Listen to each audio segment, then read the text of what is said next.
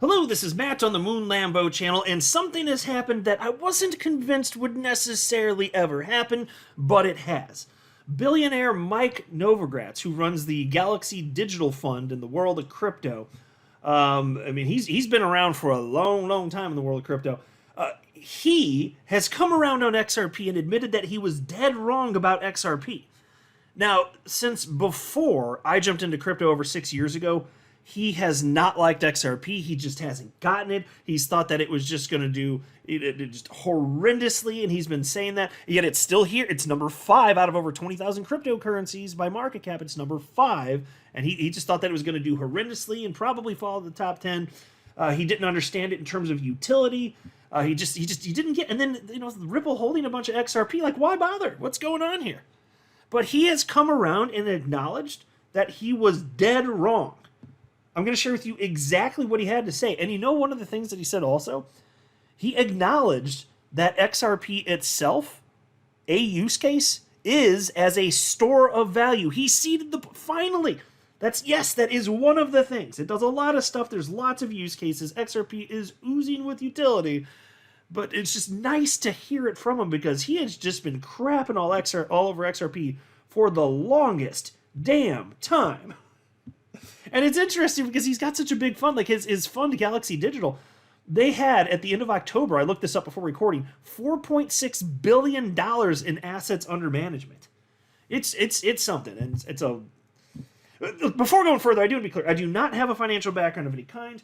I am not offering financial advice, and you definitely should not buy or sell anything because of anything I say or write. I'm just an enthusiast who enjoys making YouTube videos about crypto-related topics, but just as a hobby and just for fun. All right, so why did this all occur? How did this come to be? Well, Mike Novogratz was on Raoul Pal's YouTube channel, and when he also posts this on his Real Vision platform, and they had a conversation. And it went for about an hour. I actually listened to it while I was on an exercise bike at the gym. And it was fascinating. The whole thing is worth listening to. But obviously the part I was most interested in had to do specifically with XRP and what he had to say about Ripple as well here. Now, Raoul Pal is actually pro-XRP.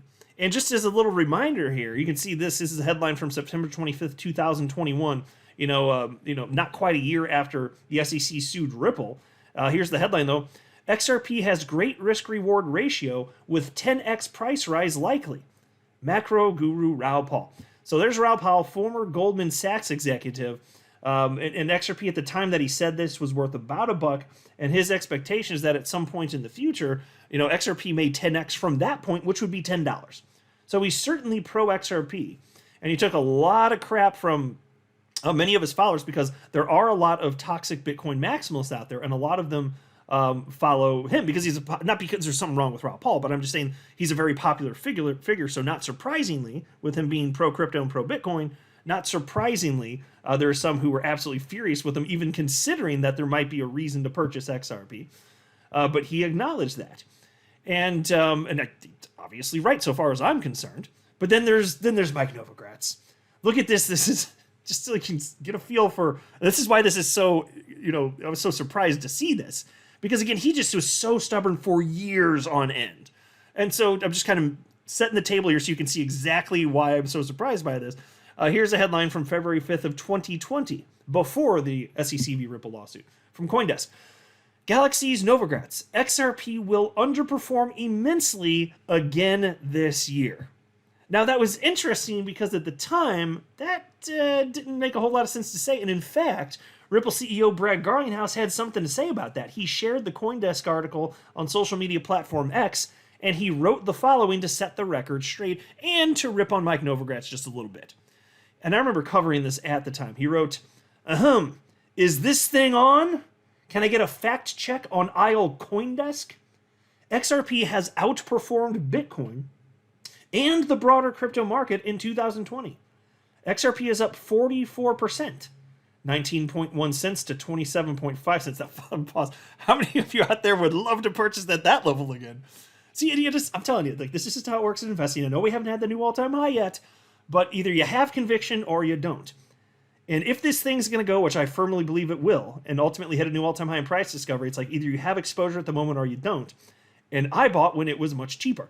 So when this thing goes, I've got my exposure, my average buy price about 25 cents ready to go here. But it's taking longer than we expected, but I do blame the SEC for that. But anyway, so he says XRP is up 44%, 19.1 cents to 27.5 cents versus Bitcoin's 33%, $7,100 to $9,500 so far this year. I wouldn't mind buying Bitcoin at those prices either, honestly.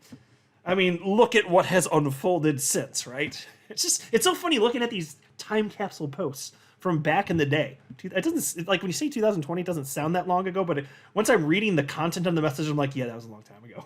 Lots happened between then and now, right? It's been almost 4 years, actually. And then there was this. So speaking of Mike Novogratz's judgment here, here's a picture of his tattoo, his Luna tattoo.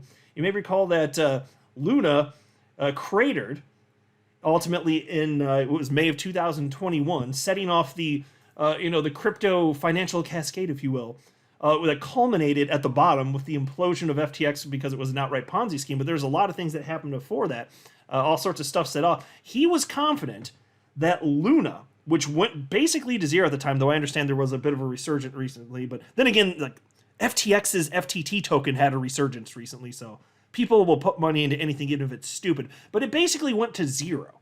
So he got a tattoo of that on his arm. Meanwhile, he couldn't sniff out a freaking use case for XRP. That is fascinating. He really thought that it just didn't have utility, it didn't make sense, and that it wouldn't last. But he acknowledged, see this, and this is good. I am glad, I appreciate that he's looking inward. And this is something that I've said before. And it's like, you should apply this to life just in general.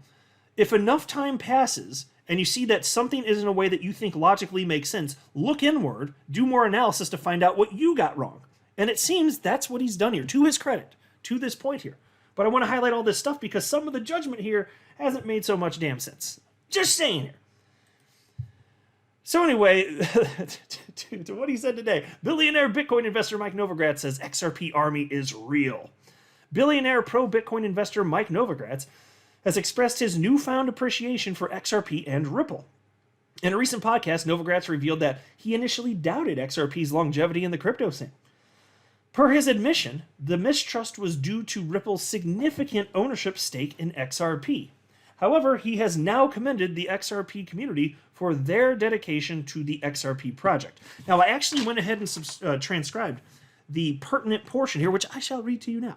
And this is just glorious. I wasn't confident that I'd ever hear anything like this from Mike Novogratz, but to anybody that's going to admit the truth and come around and admit that, yes, XRP actually does make sense and it has utility, props where it's due. But I wanted to highlight all the stuff where he was negative towards it, just so you could understand why I was a bit surprised. And then it's that much more meaningful once you understand the full context anyway.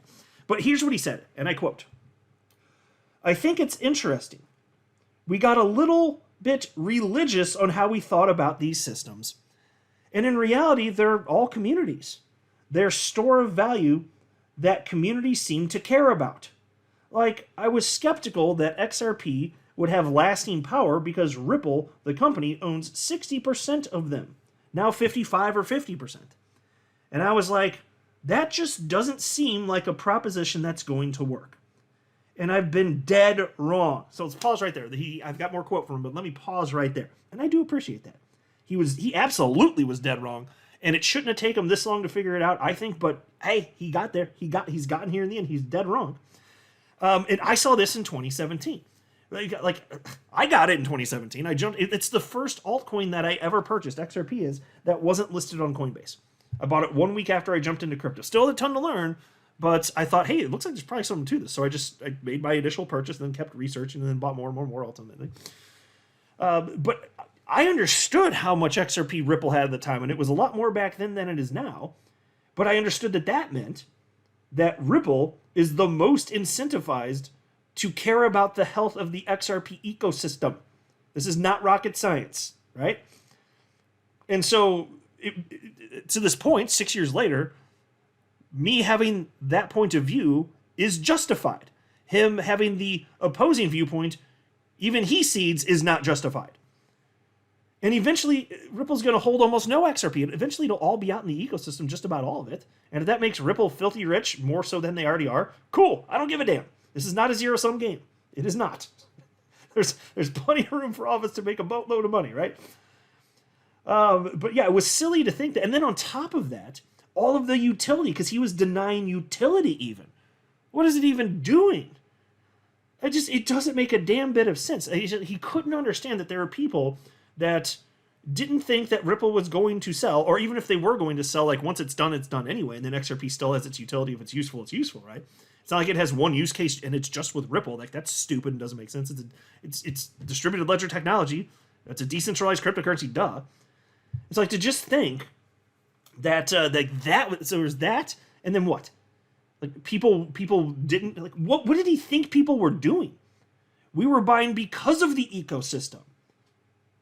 I was just amazed he didn't get this.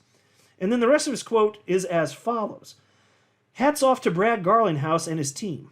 Ripple is now an institution. The XRP army is real.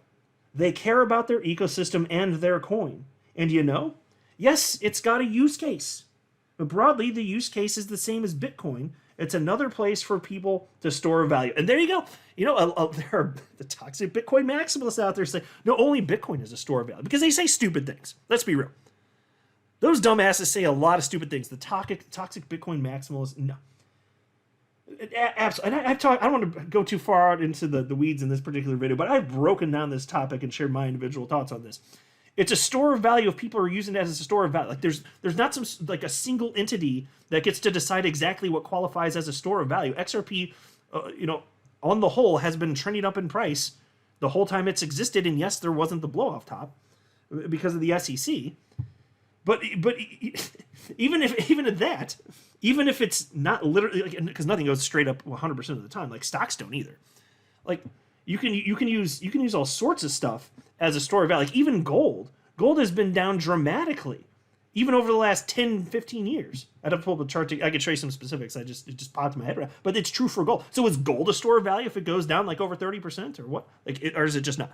Is it the volatility that makes it? And so it's just a ridiculous concept that first of all, that crypto couldn't be, or specifically that it only applies to Bitcoin, if it is. That's stupid. That makes no damn sense. All up in this bitch. It just doesn't. And I even put out a poll a while back asking, are you using XRP as a store of value? And it was overwhelming yes. It was something. The question was something to the effect of, is store of value at least one of the reasons that you hold XRP? Which means it didn't have to be the most important, but was it a reason that you hold XRP? Overwhelmingly, the answer is yes. It's the same as for me. And a store of value doesn't mean that it just stays stable and doesn't increase or decrease in price. Ideally, the concept is that it at least retains its value if it doesn't go, if it, or ideally goes up. That would be ideal. And so you can talk to the people who bought XRP at 10 cents in March of 2020. Do they think it's been a pretty good store of value now that it's over 60 cents? Yeah, probably, right? I bought it as low as 15 cents. I think it's been pretty damn good store of value for me. My average buy was 25 cents. I feel pretty good about this. I'm still not thrilled with what the SEC did because that slowed things down a bit, fine. But still, obviously it's a freaking store of value, but there's so much more to it than that. All of the use cases out there, and you just couldn't sniff them out. And he thought that Luna was fantastic, but he couldn't find the use cases for XRP. But now he seems to get it. And there is one thing actually I'll mention that I found a bit alarming. He was talking about reasons that he thought that the market might get hot, moving up. And those are my words, not his. At least I don't think he worded it like that. But in 2024 specifically. And one of the reasons that he cited that he thought the market might get hot is because the Fed is probably going to engage in rate cuts. And oh my God. I was like, drop my jaw as I was on my exercise bike. Burning them cows. I couldn't believe what I was hearing here. That is not what you should expect. Data shows that when the Fed starts cutting rates, it's in response to metrics that they're watching that show that the economy is slowing. And so they cut rates to encourage more borrowing, which should spur more economic activity. So when that happens, you can see it on charts. I've seen it. This is why I appreciate the analysts out there, because this isn't something I was going to research on my own, but there have been multiple analysts that have pointed this out, including the blockchain backer, for example, who have shown you in actual charts that once the Fed starts cutting rates, it's basically the beginning of the end for that moment in time, and then things crash. And it's not because they cut rates, because that's supposed to help the economy. It's because they're being reactionary in cutting the rates. That's why. That's it. So he thought that was going to be a good thing. And I'm sitting here like, you are a billionaire. You run a fund in crypto that's worth $4.6 billion, and you don't know this, but somehow I do. I'm not running a fund. I'm not a chart guy. Isn't this something like, why? I was taken aback. Let's just say that. So I don't know how all of this has happened, but he has a monstrous fund and people respect and trust his perspective. I guess that's all I have to say. I don't even know how to end this video, honestly. It's like, it is what it is. I mean, I'm happy that he's come around and acknowledged all this, but it's just some of the stuff here, like the judgment. I still question the judgment that he has out there. Is it a bad sign that he now thinks XRP makes sense?